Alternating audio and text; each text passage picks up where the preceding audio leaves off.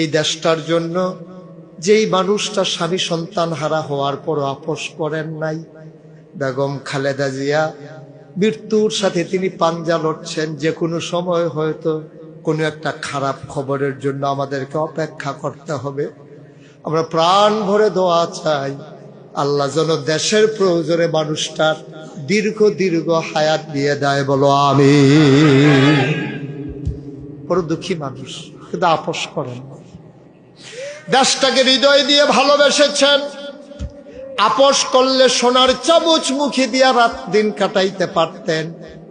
জেলখানায় গিয়েছেন, নিজের ছেলে হারিয়েছেন, স্বামী হারিয়েছেন, তারপরও মানুষটা আপোষ করলেন না।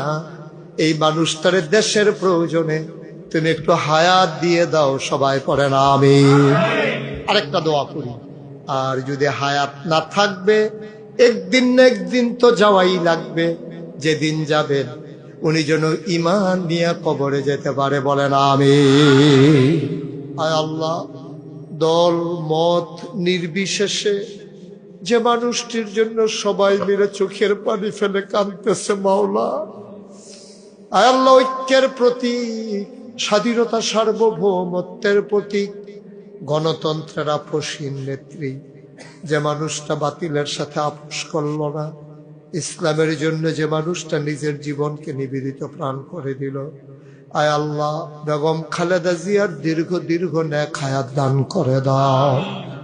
ওনারে তুমি মাওলা তোমার কুদরতের মাধ্যমে শিফায়ে কামেলা নসিব করে দাও। বড় দুঃখী মানুষ মাওলা, রব্বে কারীম, তুমি মাওলা তোমার বান্দিকে কবুল আর মঞ্জুর করে না।